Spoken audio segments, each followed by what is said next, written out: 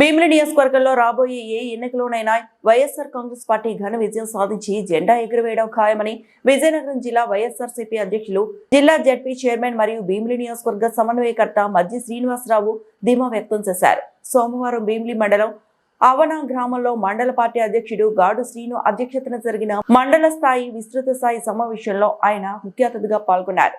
ఈ కార్యక్రమంలో ఆయనతో పాటు కుమార్తె కుమారి సిరి సహస్ర కూడా పాల్గొన్నారు. ఈ సందర్భంగా చిన్న శ్రీను మాట్లాడుతూ కీలక వ్యాఖ్యలు చేశారు. మా పేషెంట్ ఇచ్చారు కానీ అడుగుతానండి అని అన్నారు అనుకోండి.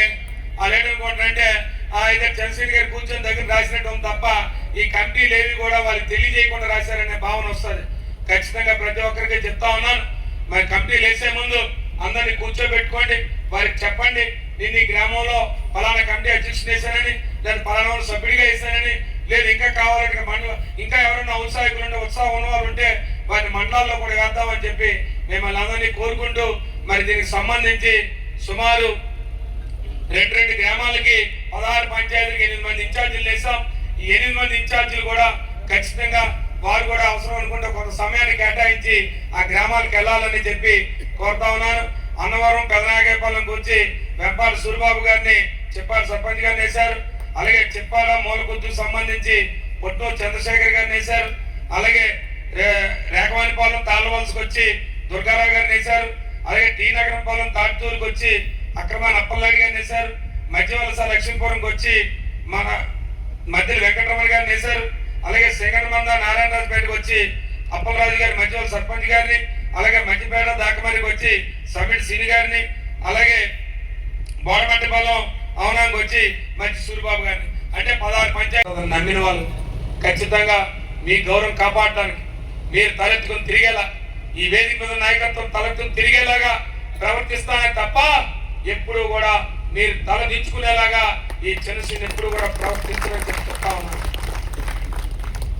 ఇవాళ ఎందుకంటే ఇందాక చెప్పారు చాలా విషయాలు, అనేక మన కార్యక్రమాలు చేసుకునే ఇబ్బందులు వచ్చాయి, పక్కన పెడదాం. ఇవాళ నుంచి మళ్ళీ మొదలు పెడదాం. ఖచ్చితంగా ఒక సామాన్యమైన స్థాయి నుంచి రాబోయే రోజుల్లో గ్రామాలు ఇందాక చెప్పారు, నా కూతురు చెప్పింది, ఈ ప్రాంతంలో భోగాపురం నియోజకవర్గం ఇవాళ భోగాపురంలో ఇంటర్నేషనల్ ఎయిర్పోర్ట్ వస్తుందా అంటే ఇవాళ ఆనాడు జగన్మోహన్ రెడ్డి నాయకత్వంలో పెద్దలు సత్యబాబు గారు కానీ నేను కానీ ఆనాడు ఉన్న శాసనసభ్యులు అప్పలనాయుడు గారు మేమందరం కృషి చేసి ఇవాళ భోగాపురం విమానాశ్రయం ఇవాళ భోగాపురం విమానాశ్రయం వచ్చిందంటే నేను వేరేగా చెప్పాల్సిన అవసరం లేదు. ఇవాళ భీమిలి కానీ భోగాపురం కానీ మండలాలు కానీ ఇలాంటి గ్రామాలు కానీ ఇవాళ దేశంలో ఏ రకంగా ఉన్నప్పుడు కూడా మీ ప్రాంతాల్లో ఉన్న భూములు కానీ ఈ ప్రాంతంలో అభివృద్ధి కానీ ఏ రకంగా జరగబోతుందో నేను చెప్పాల్సిన అవసరం లేదు. ఇవాళ మీరు అందరూ కూడా ప్రత్యక్షంగా చూస్తా ఉన్నారు. దానికి కారణం అన్నాడు కృషి చేశాం. ఇవాళ ఖచ్చితంగా చెప్తాను, నేను అనేక వేదికల ద్వారా చెప్పాను. ఇవాళ భోగాపురం విమానాశ్రయానికి రావడానికి జగన్మోహన్ రెడ్డి గారి నాయకత్వంలో మేమందరం కూడా కారణం అని చెప్పి బలంగా చెప్తాం. ఎందుకంటే ఆనాడు భూములు కోల్పోయిన వాళ్ళందరూ కూడా వైఎస్ఆర్సీపీ పార్టీ సానుభూతి పరులు. ఇవాళ 2700 ఎకరాల భూమి ఇస్తే ఈ ప్రాంతంలో దాంట్లో పెద్ద ఎత్తున ఉన్న ఎక్కువ శాతం భూమి వైఎస్ఆర్ పార్టీ సానుభూతి పరులు రైతులందరూ కూడా.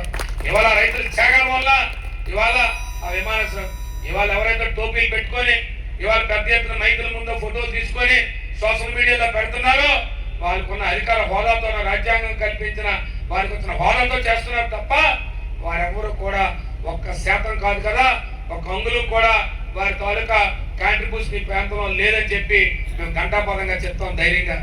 ఇది ఈ ప్రాంతంలో ఎప్పుడైనా ఏదైనా చేస్తే